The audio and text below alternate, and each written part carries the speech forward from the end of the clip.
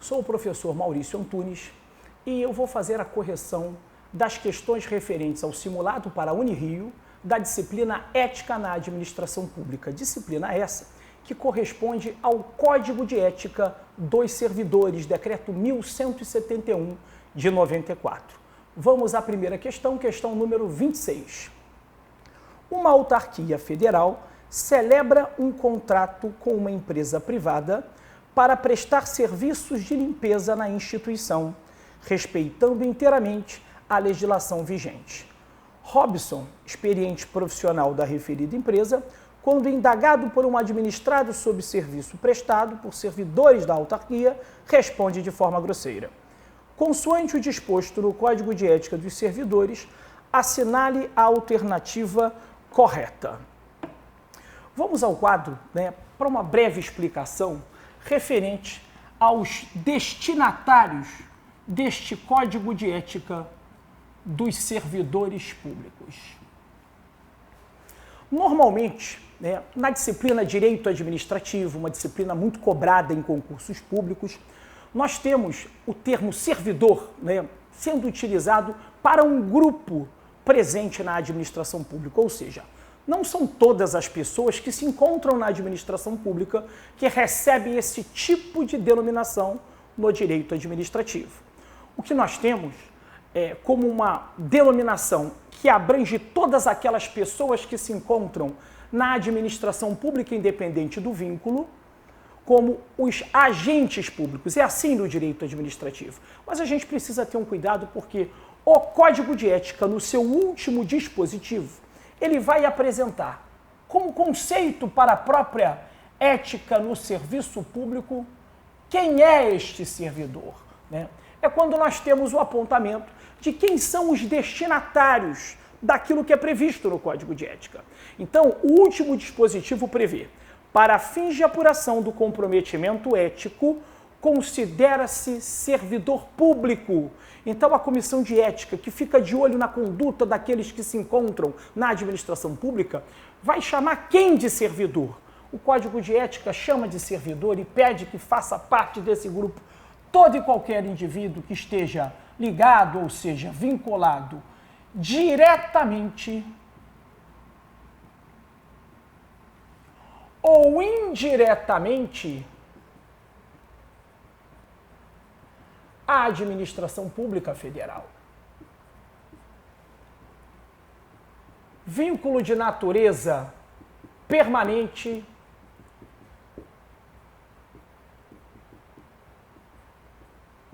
temporária ou de natureza excepcional.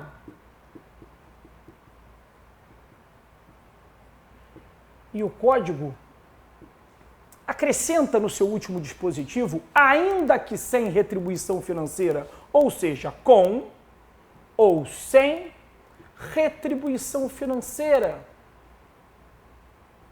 Uma menção clara para os agentes honoríficos que são estudados lá no direito administrativo. Então, neste tema ética no serviço público, segundo o Código de Ética, o servidor não é apenas aquele, por exemplo, que presta um concurso, que ocupa um cargo de provimento efetivo, aquele que é regido pela Lei 8.112, ou aquele que ocupa um cargo em comissão. Não!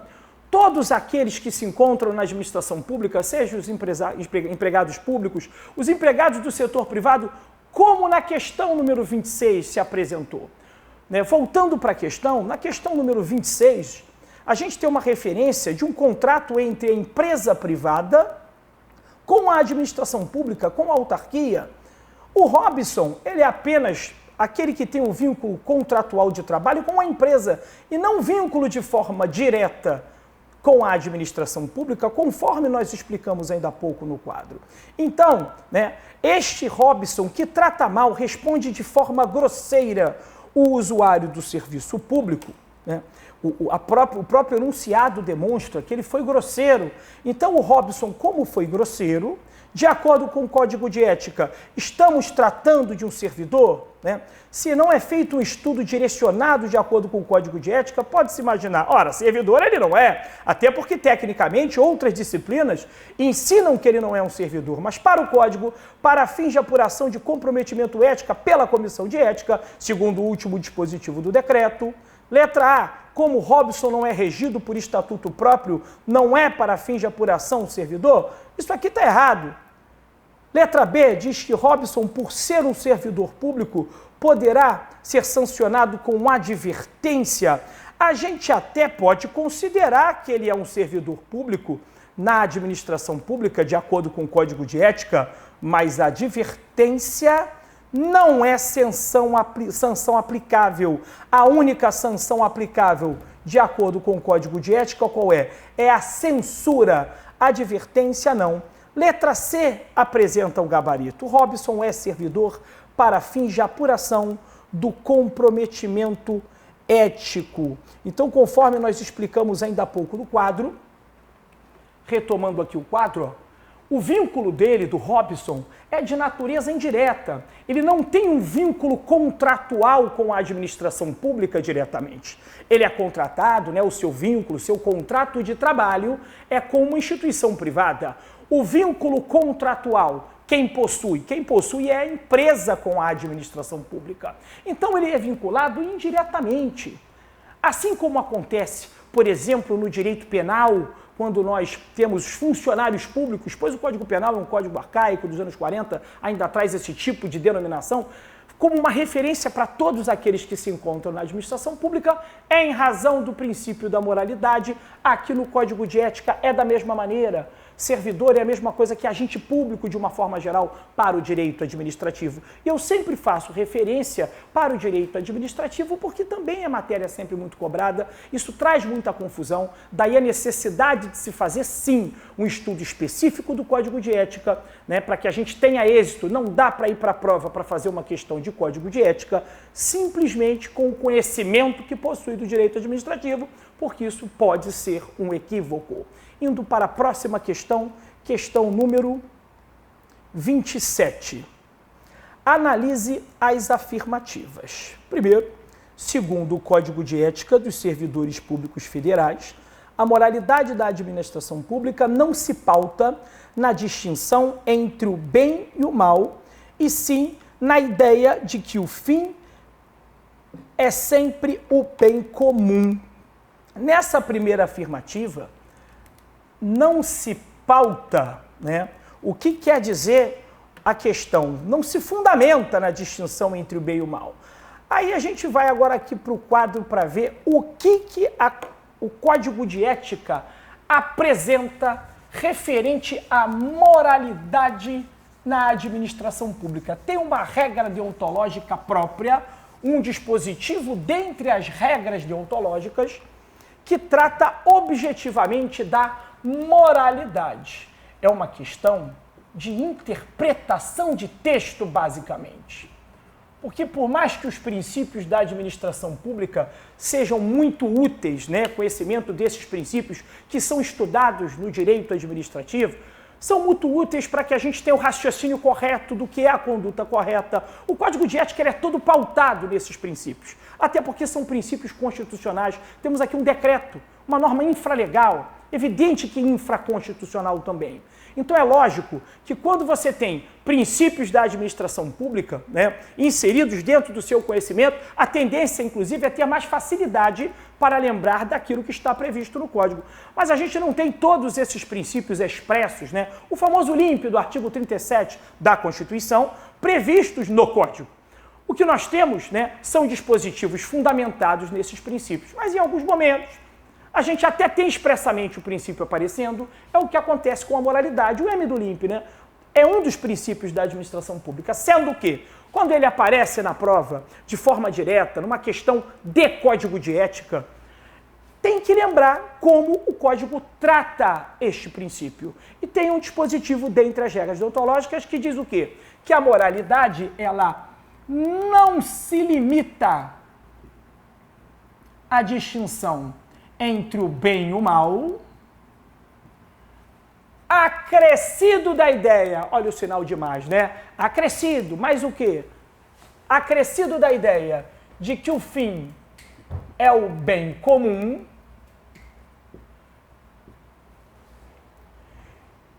e o que pode consolidar a moralidade, o equilíbrio entre a legalidade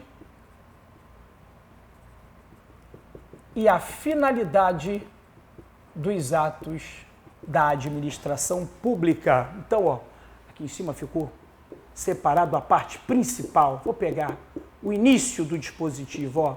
Não se limita à distinção entre o bem e o mal, é o que diz o Código de Ética. Então, não se limita, seria a mesma coisa que não se pauta, que não se fundamenta, como veio na questão?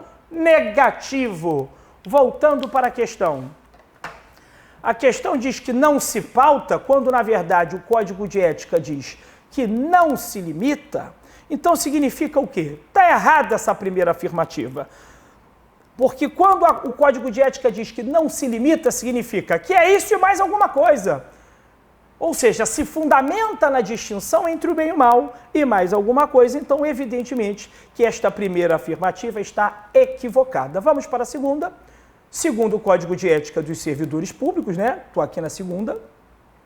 A legalidade, pessoalidade, moralidade, publicidade e eficiência são expressamente previstos como os primados maiores que devem nortear o servidor, seja no exercício do cargo ou função ou fora dele. E aí a gente vai voltar para o quadro.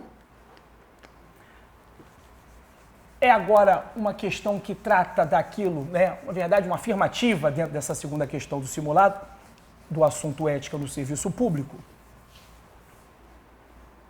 Na realidade, é o primeiro dispositivo das regras deontológicas que vai apresentar quais são os primados maiores que servem, vem aqui no quadro, ó, os primados maiores que servem para nortear a conduta dos servidores. O primeiro dispositivo referente às regras deontológicas apresenta quais são esses valores principais que servem como elemento de orientação para o comportamento dos servidores, de todos aqueles que se encontram prestando serviços na administração pública federal. O que acontece? Eu acabei de falar, né, referente à primeira afirmativa, que os princípios da administração pública são muito importantes, realmente são. Quando você tem um bom conhecimento desses princípios lá do direito administrativo, a tendência é ter facilidade, por exemplo, numa questão prática, numa questão que quer saber se de repente a conduta está correta ou não, porque o código é todo pautado, todo respeitoso a esses princípios, pois são princípios constitucionais. Mas não significa dizer que eles venham relacionados, como estão no artigo 37. E na questão claramente fala em relação expressa, previsão expressa. Então aqui, na hora de lembrar do primeiro inciso das regras deontológicas, não é para lembrar do LIMP como previsão expressa. São os princípios explícitos ou expressos, né, lá da administração pública, na Constituição da República. Mas no Código de Ética, quando nós temos a referência dos primados maiores, faz o seguinte, esquece o LIMP, né, que facilita a sigla LIMP, aqueles princípios que servem para limpar a administração pública, né? Nesse momento esquece. São importantes para fundamentar vários dispositivos. Agora, se é para lembrar do que está escrito dentre os primados maiores, a sigla é outra. É o DDSEC. Aqui é o DDSEC que corresponde a esses primados maiores. O que seria o DDSEC? Ó, dignidade, decoro, zelo, eficácia e a consciência dos princípios morais. Como eu disse, o LIMP, né, os princípios expressos ou explícitos da administração pública são princípios constitucionais. Evidentemente que implicitamente se fazem presente em todo o código de ética. Um código que direciona comportamento não pode abandonar tais princípios. Agora, quando a gente observa a relação, quando a questão quer saber da relação prevista entre os primários maiores que servem para nortear a conduta, não está escrito limpe, e sim o DDSEC. Claro que os princípios não são abandonados, a gente sente a presença do princípio da moralidade facilmente, tal qual o da eficiência, mas de forma implícita. A relação é o DDSEC, dignidade, decoro, zelo, eficácia e consciência dos princípios morais. Voltando para a questão terceira afirmativa, toda ausência injustificada do servidor de seu local de trabalho é fator de desmoralização do serviço público, o que quase sempre conduz à desordem nas relações humanas. Eu já acabei falando aonde se encontra o erro, né? O código diz o que quase sempre conduz à desordem. Na questão vem, o que sempre conduz à desordem. Então, se o código de ética, né, a questão literal, se o código de ética diz o que quase sempre, né, que eu já vinha falando como estava no código na verdade, né, o que quase sempre conduz à desordem, evidentemente que o que sempre conduz à desordem não é a mesma coisa. Então, nós temos aqui a questão 27 pautada naquilo que está escrito no código, logo, facilmente, se está tudo equivocado, o gabarito corresponde à letra A, alternativa A.